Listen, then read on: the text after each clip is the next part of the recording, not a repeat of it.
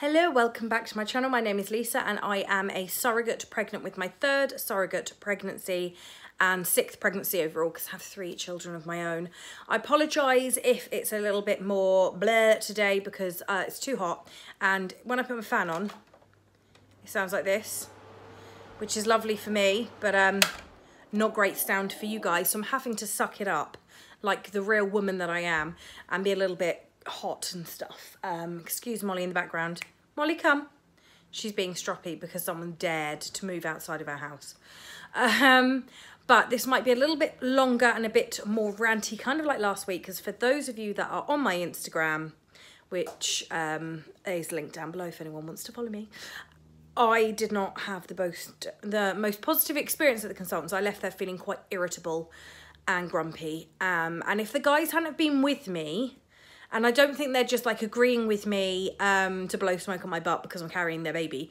It's literally, Mark did say on the when we got back to mine, he said exactly what I was thinking. And I thought, oh my God, I'm not being a drama queen. He had the same impression as I did, which I found a great comfort because I kind of didn't want to say it in case I was being melodramatic hormonal lady, which is possible. Not gonna lie, that's a thing now. But basically the scan was fine. One Mark managed to make it in, the other Mark was left driving around the car park trying to find a space. By the time he got in, he'd missed the scan. I feel really bad about that, but he's actually genuinely okay with it, or says he is, or he's really good at lying to me.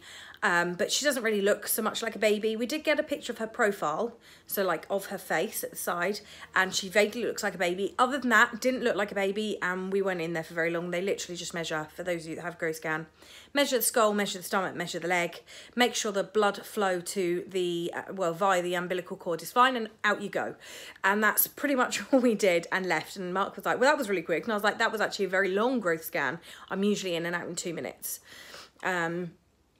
So the sonographer was being really, really nice and explaining more things and showing more things because Mark was there, whereas they usually literally just go out. And, you know, I'm fine with that because I'm not massively invested in staring at the tiny baby on the screen because, you know, not mine. Again, she's lovely and I'm very fond of her and I will definitely do my utmost to care for her, but I'm not attached to her at all. So we go out and we end up waiting for the consultants, and it didn't take anywhere near as long as it usually does. And in a way I was kind of annoyed because they probably think I'm being dramatic about how long I'm sat there normally, because I just swear it was less. Or maybe it just felt less because I was chatting to people rather than sat on my own with no internet to keep me sane. So we go in and pretty much I felt like she didn't listen to me whatsoever, and I got to the point that I just thought, I'm not going to sit here and argue. She was talking to me like I was just a statistic. And I'll explain that a little bit. Like I'm sure she's an amazing doctor and she seems really lovely. But there's one bit that I felt like I was trying to explain it and she wasn't listening to what I was saying. And I just thought, I can't be doing this. So I was debating having a cesarean section. Never had one before. If anyone's watched me for a while, I've had all spontaneous. Bar George, he was induced. So my very first one was induced because of preeclampsia. Didn't have anything since until Finley, which is the last baby I had, which was my second surrogate baby. And I had BP issues with him, but they let me go overdue with an IVF pregnancy, which I've learned since they should not have done, but that's irrelevant. So that's one of the reasons I'm in consultant care, as well as the fact that I'm old and fat and I've had lots of babies. So she sort of said, let me check about the cesarean, because the reason I wanted one is not because don't want to push, not because I want a cesarean.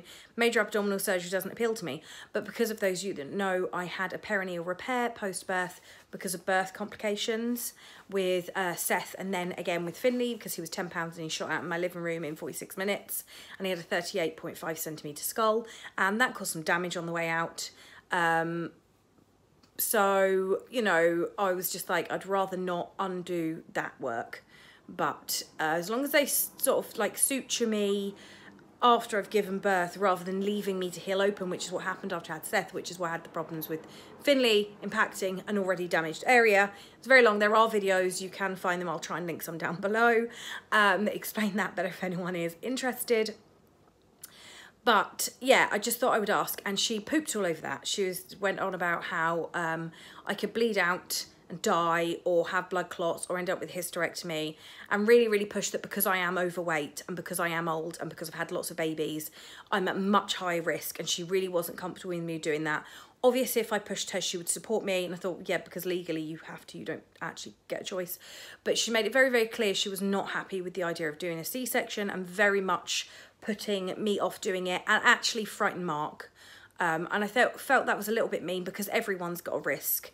Everyone's got a risk of bleeding. Everyone's got a risk of blood clots. And I even said to her, if I had a hysterectomy, I'm done with it. I'm not attached to my uterus. It's one of the reasons I can be a surrogate, is I don't think a uterus makes someone a woman. I think being a woman makes you a woman. If you believe in yourself, you are a woman, then you are a woman. It doesn't matter if you've got a penis and testicles or if you've got a uterus. If you're born without a uterus, if you lose your uterus to a hysterectomy, it is irrelevant. If you are a woman, you are a woman. You don't need a specific organ to make you that. So actually, yes, I would be probably a bit sad if I had a hysterectomy, but I would deal with it.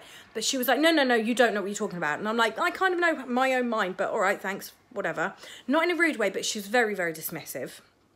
And she just basically said in a roundabout way, and this is something that Mark confirmed when we got back, she basically said, if I have a cesarean section and something goes wrong, that's on them in the NHS to cover. But if I have a spontaneous birth and I ruin my undercarriage again, that's on me, because the NHS aren't going to fix it. So it became down to like a budget thing. Like, oh, you could be ruined for life, but we don't have to worry about that. And that kind of annoyed me, I'm not going to lie, because I also asked about induction, and she said, well, we can't induce you before 37 weeks. I said, I'm not asking you to induce me before 37 weeks. No way I'd ever want to be induced before 37 weeks. There's no reason for that. I'm asking about having induction because you won't support home birth. She goes, no, definitely, I cannot support you having a home birth. I said, right, so then an induction might be a good idea because of my birth history. No, you can't have one. Like, literally outright said I couldn't have one. And that kind of annoyed me. And then she kept going on, you can't have one before 37 weeks. And I'm like, I don't want a section before 37 weeks. I would accept having a section at 39 weeks or at 40 weeks on my due date. I'm not saying I need one early. I'm just saying, if you want me to give birth in a hospital, you want me to have the antibiotics for the strep B, you want me to give birth on a ward, you want me to do all of these things, you want me to be monitored because of blood loss, which they, if you remember from my other video, totally dismissed my concerns about blood loss when I first went to see them, but now it's a magical issue, which also annoyed me quite a bit. Can you tell I'm still slightly angry? They want me to do all of that, then they're going to have to induce me, so I'm in the hospital, because as I pointed out last time, I woke up, my waters are broke, I rang the parents, I rang the ward, I started to have contractions whilst I was on the phone to the hospital, who basically told me 3 times that if I got to the point of leaving, because I had to wait for my mum to come get the kids and I couldn't really drive myself, so I was stuck in the house. And I felt like I couldn't leave, ring an ambulance. And she clearly knows her job, because obviously by the time my mum got here, there was no one leaving the house. So with Finley's birth, from my waters breaking, like literally me waking up thinking, oh, I think my waters have gone, looking at the time, the only reason I remember is it was at 1:22 a.m, which is the same time Seth was born, to actually giving birth, like 40 something minutes later, there was a kid on my bedroom floor at like 2 o'clock in the morning. I'm not trying to be a pain in the butt. I just know that my last labour was fast, and Edith was like an hour, and Alice was 4 hours. And if I go into labour spontaneously, there is a good chance I'm going to have an unassisted home birth. Not because I'm being a pain in the butt, but because that's how I give birth. I am a person. I'm not just a statistic. My name is Lisa. Hello, nice to meet you. I'm a human being. I'm an individual. And she was not listening to that. I felt like I was talking to a wall, because I kept trying to explain it, and I was actually getting myself like emotional as well. Because I also said, I don't want to give birth at home and end up bleeding and being rushed into hospital like I was last time and put on medication, and it totally messes Edith up. She's like, well, you can't think about that.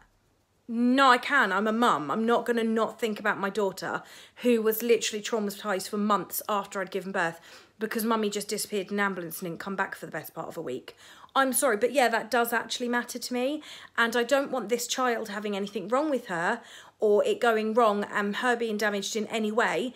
And one of the best ways to do that would be an induction. Not before 37 weeks. At no point did I say or would want an induction before 37 weeks if she's not ready. I would happily wait to 39 weeks. There is a chance I could go into spontaneous labour in the meantime. I realise that, I'm not an idiot, but she just was not listening. And in the end, I was just left.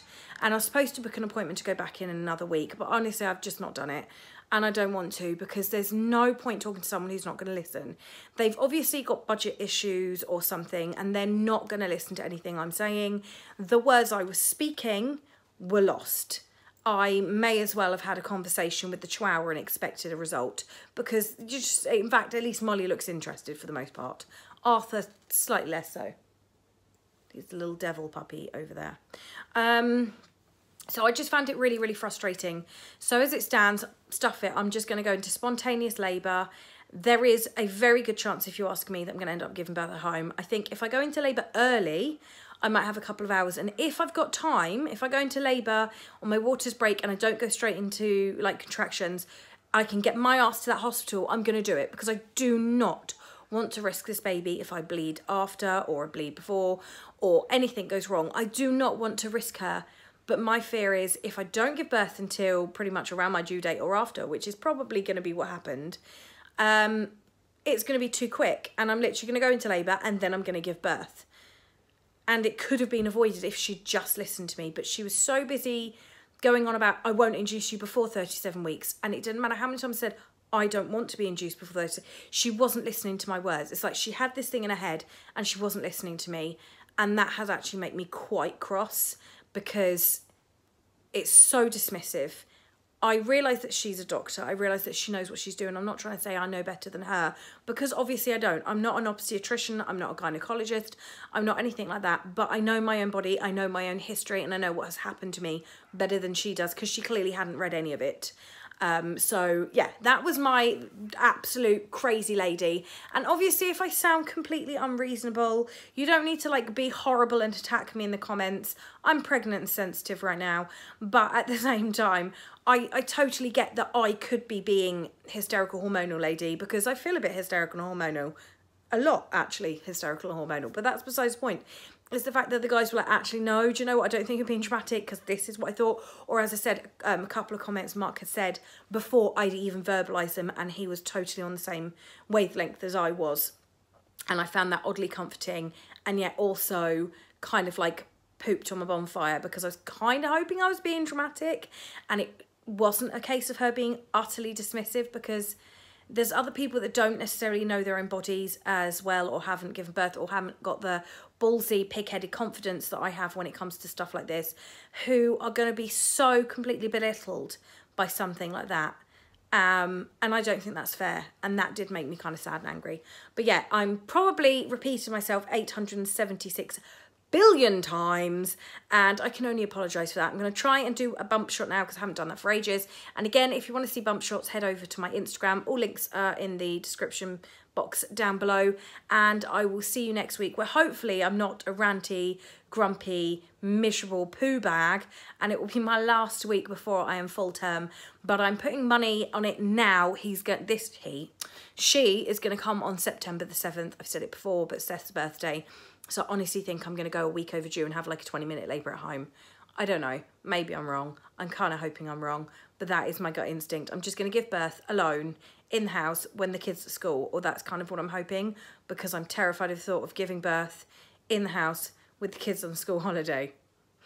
Because like leaving the house after I've given birth, traumatising Edie. Having a baby coming out of me might traumatise her a bit more. So that's a bit of a worry. But never mind. Right. Bump time. And I will see you all next week.